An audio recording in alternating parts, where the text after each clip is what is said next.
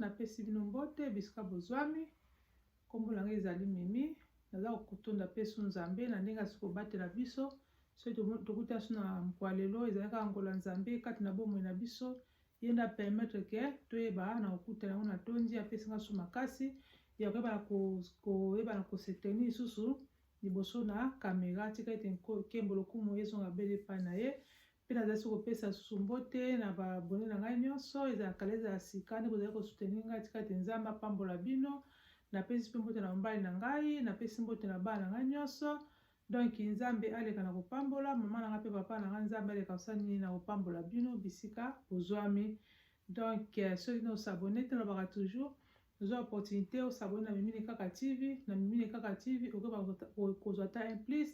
na Mimini Kaka TV asalaka mwa babiloko ebele nasalaka bavlog na famille na ngai nasalaka bavideo ya ba cooking motivation nasalaka bavideo ya ba cleaning motivation ba jeune fille ndenge okoba na koprendre soin ya nzoto na yo jeune garçon donc po eza toujours clean eza toujours propre napesa mpe ba conseil concernant mariage ndenge nini jeune fille baoba niko aspire ndenge nini okoba na kobatela libala na yo mpe nasalaka so émission ya beauté na santé donc ba problème ya baposo ba remède naturel nasalaka mpe nasalaka mpe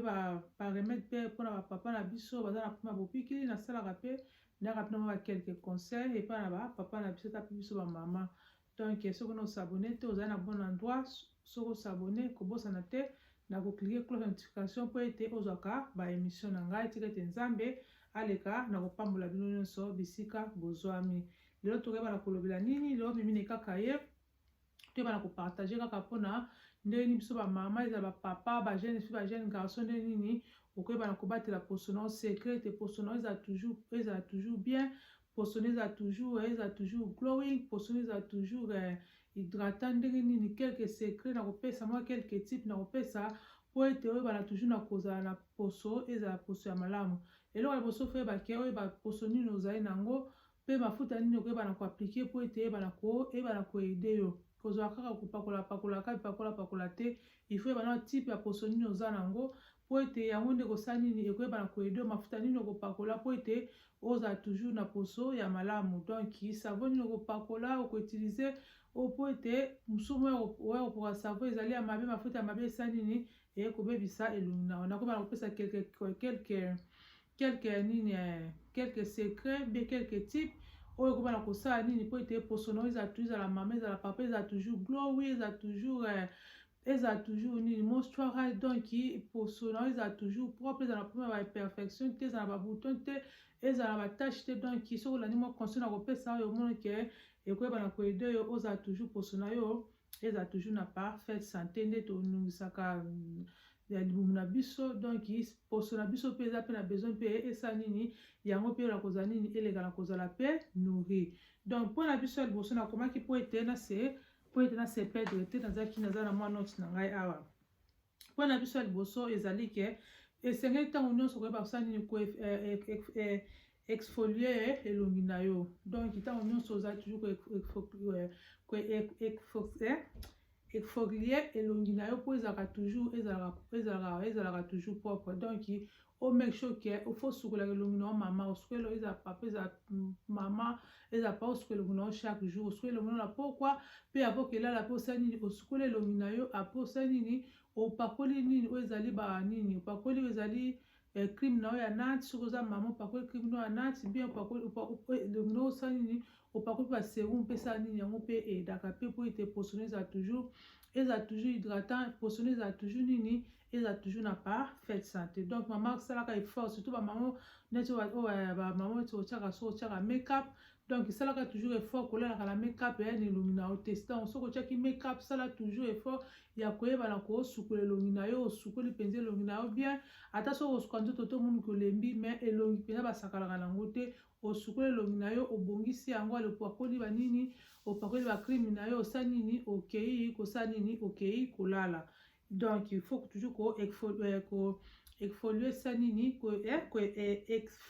exfolier toujours elongi na yo. Donc deuxième point za nini il faut maman to melaka pe mai mingi tant oza pe ko mela mai mingi za pe conseiller na maximum va pe ça conseil ko mela mai ozumela ta nini 2 litres mai po mai ndezali ona pe ezali pe moko pe ezali pe ke kende pe ko sa nini ko nourrir po ezali poso na yo. Parce que ozomela mai te ko ba sa nini wana tu koza toujours déshydraté mai nde ko elle peut que oza toujours hydraté o kauka te po so ozomela mai te ozo consommer peza mai te omoni ke posone kosa nini ekoyebana kozala nini ekoyebana kozala déshydraté. Donc il faut melaka pe mai peza pe moko pe ya kobongisa pe poso na yo te poso na yo ezalaka toujours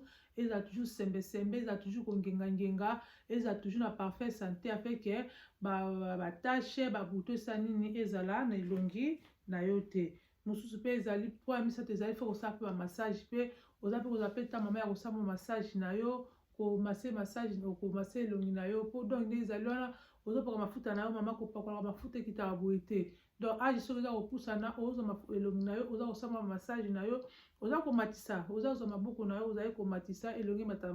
maboko ne mataka likolo eleke maboko esala nini ekita po soki okitisa boye oza nde komikitisa ozobenda nde vieillesse kati na elongi na yo. Donc eza pe important pe kosala pe massage pe na elongi na yo. Quatrième point na biso ezali ni pongi pe eza très important mama soki ozalaka mpenza mingi tomonaka soki olali mingi toza fatigué bato kotala bakomona elongi eza fatigué omeka ta mémoire na yo ekozala bien te pe elongi nde bana olakisa ke oza mpenza fatigué pourtant tozali kolala nde sikoyo ndoto na biso basali na biso esa nini ezokende kotravaille maximum mama esalaka ta makasi olalaka ta pendant ta 7 heures du temps omoni ke ma 7 heures du temps omoni ke osala nini ekoyebana kosunga 7 heures du temps ti likolo ekoyebana kosunga mais soki ozolala pe bien te nde omona ke elongi na yo mpe kovieille noki mpo omona ke kosala nini ekota stress wana ozolala bien te moye pe basele na yo nzoto nde travaille eza bien te omona elongi baza toujours fatigué esala nini ekoma fane mpona nini ozozwa pema pongi ozozwa mpenza temps mpenza ya kosala nini ya kolala te. Donc pongi mpenza très important mama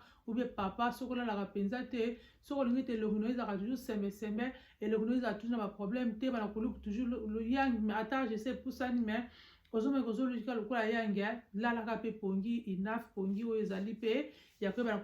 ekoyeba pe na koede yo mpona poso na yo mama ou bien papa ou bien jeune fille ou bien bajeune fille na biso ba jeune garçon na biso. Po mosusu mpe ezali nini faut koliaka pe biloko eza na bavitamine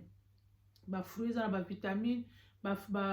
vegetable eza na bavitamine yango ekoyebana koede. Donc vitamine eza très important mpona problème neti ya baposo boye so ozala bafruit neti ya bastrawberry eza na bastrawberry donc baberi ko bafruit ezala na baberi wana ekosala nini ekoyeba na koede baorange wana mpe eza pe na vitamine C. Donc strawberry mpe eza na vitamine C blackberry mpe eza na vitamine C soki ozokonsome yango mpe mingi omeke kuna na kasi mpe esala nini ebana mpe kosala nini kotravaille ebana kopesa toujours poso na ezalaka toujours sembe poso na yo eza nini oza mpenza na baproblème te. Donc kolaba biloko eza na bavitamine mpe bafruit eza na bavitamine na bavegetable eza na bavitamine mama bien papa esala nini ekoyeba mpe na koede yo mpona nini mpona poso na yo eza toujours na santé ya malamu ezala toujours kitoko. Donc po mosusu na biso ezali mpe lisusu nini koyeba toujours na koyeba na kopangwisa elongi mpe kosuka elongi nalobaki yango déjà. Donc ozwa ta na yo babiloko tosukola yango elongi wana so nzambe apesi nga ta na kolakisa bino nde nini nasalaka nini skin care routine na ngai ozopansa mpe elongi na yo esa nini ezala ya naturel ezala mpe ata oyo oyo si basala deja ekosalaka nini edaka kaka mpo na nini ekenda kolongola bawilo ekangaka na elongi basalite ekangaka na elongi soki osukaka elongi ozwi kaka mama ozwi kaka mai kaka osuka elongi ozwi kaka savo osuka elongi moke ekoyeba vraimen na koyede to mpo elonga mpe basalite wana mpenza ekolonga mpe basalite mpenza bien donc fo ozwa mpe babiloko batosukola yango tonika yango elongi wana nesi ya baalcool wana baclissing wana ekoyeba na koyede ozwi mwa koto nango mpenza moni kopangusi esa nini ekolongola basalite mpe elongoli bamafuta ekangama na biso ata topakolaka mafuta osa nini ezala bamakeup ezala oyo tosukola oyo mafuta opakola mona esani ne ko ba na ko ide yo po elongi eza toujours clean wana ezalaki mpo na biso ya ko yeba na ko kopangusaka pe elongi na yo ekoyeba pe na ko ide yo. Donc exercice pe eza pe moko pe ya bien eza pe ka contribuer mpona poso na ntango oza kosala ba exercice na yo makila na yo eza kotambola eza kopompe donc eza kokuta tina basele wana mpona nini eba toujours na kopesa toujours ke mpona yebala kopesa toujours ke elongi na opesa eza nini ezala toujours elle eza pe très important mposo makila pe kanga esika moko oza kobouge te donc baati na yo mpe donc motema na yo mpe eza mpe kofonctionne malamu te osomaka ke ekangakanga basele moyen mpe ke oza mpenza na ski na yo ezala mpenza elfe osala nini ekozala te donc mama napesaka toujours conseil ke salaka ta marche na ta soki okende ojimi te tambolaka ta papa pe mama ekoyeba na koyede toujours mpona santé na yo ezala toujours elfe ozosala ta mama bamarche na yo ata na ndako na osoza na mbongo oke jimi te youtube mpe eza nango wana ofungoli televizio na yo ozolandaka nde baosala omote kosala nini ekoyeba na koyede yo mpo soki nzoto oza bapoema ti ozomaka makambo nyonso mpe esalaka nini ekomaka susu mpe malamu mpe te kotambola mpe bien te donc eza mpe important mpe exercice mpe ezali mpe très important. Vitamine C mpe eza important oyo bapakolaka mama efo ozala bavitamine na yo opakoma vitamine C na yo na elongi eza très important eza capital mpo yango nde osali ezaki ekonourrir ezakende kobota bacollagène kasi na nini na fesse na yo mpo ete elongi na yo ezalaka toujours donc ezalaka toujours hydratant elongi ezalaka toujours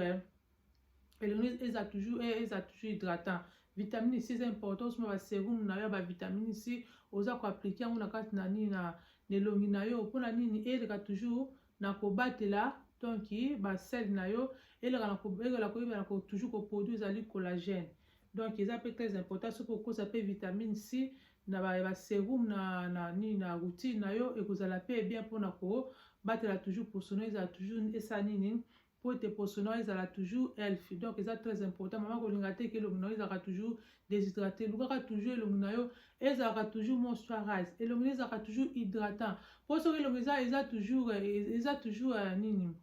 eza toujours sèche donc omoni ke ekozala mpasi mpona yo moya oluki mpenza nini oluki bien ekozala te mpo omoni ke elongi eza deja kokauka ata soki neti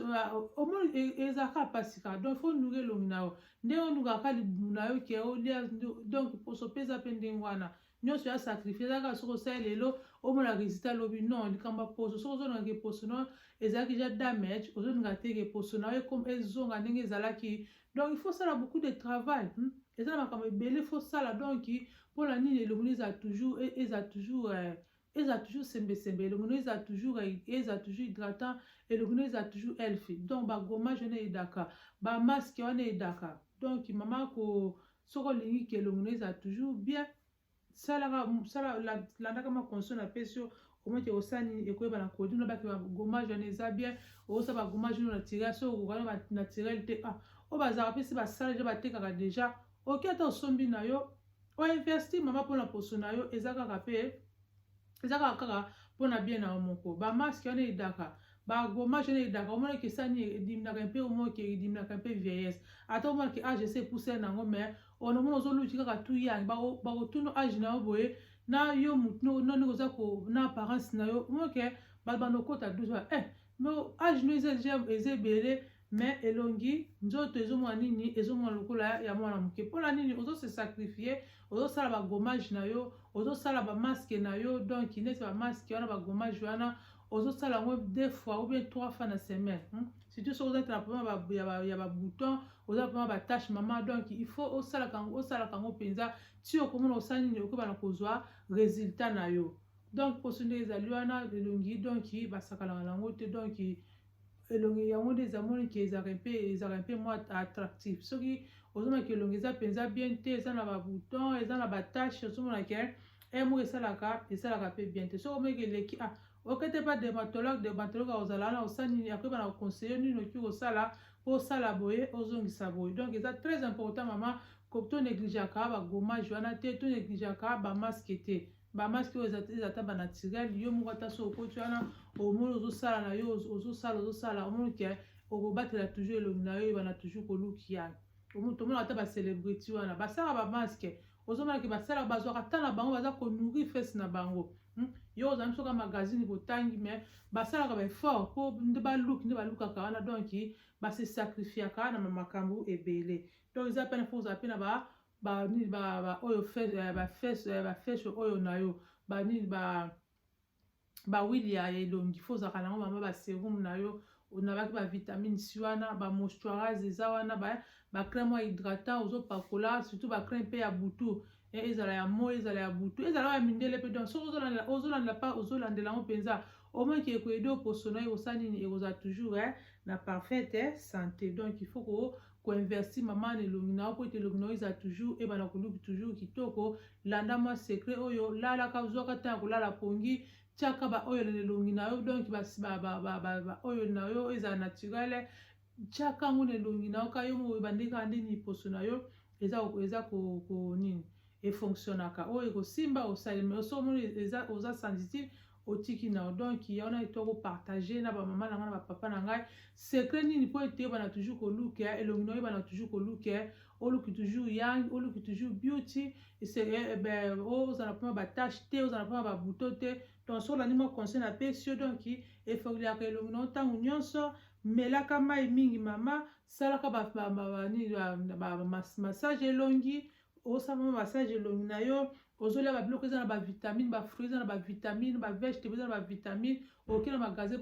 ata na google otali bafruit nini eza na bavitamine ekobimisela yo wana ozolia ozosala baexercice na yo opakola bavitamine C na yo vitamine C na elongi ekoba toujours na koyedo monuka elongi na yo bana toujours kozala sembe toujours elongi bana toujours koluka beautiful donc osala bagomage na yo osala bamaske na yo nyonso tone kosala nini ekoyede yo po ete elongi na yo eza toujours na parfait santé mais mama be papa oyo okipaka na yo te yo ozalaka mai kaka osukoli kaka ozoka mafuta osukoli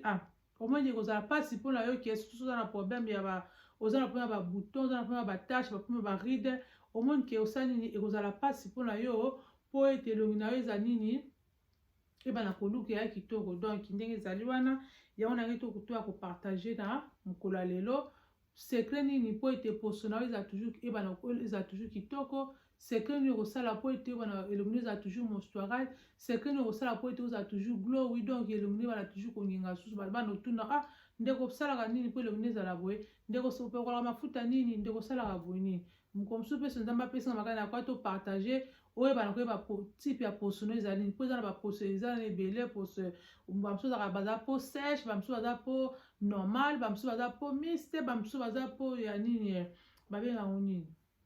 bamosusu baza na banini po nini na bapo mixte po sèche na po normal donc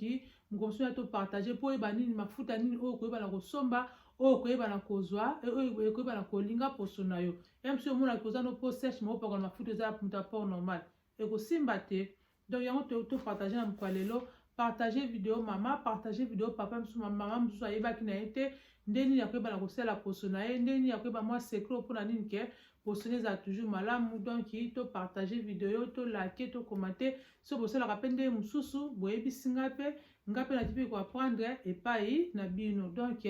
namoni nasukisi na ngai awa tikaki nzambe apambola bino tokuta na prochaine video soki nzambe abateli biso lisusu tokozanga te tokoleka susu mpona toya kopartage soki na osabone te na bande lisusu sabone mpe soki osabone klike cloche ya notification po ete ozwaka bavideo na ngai namoni nasukisi awa tokuta na prochaine émission napesi bino kaka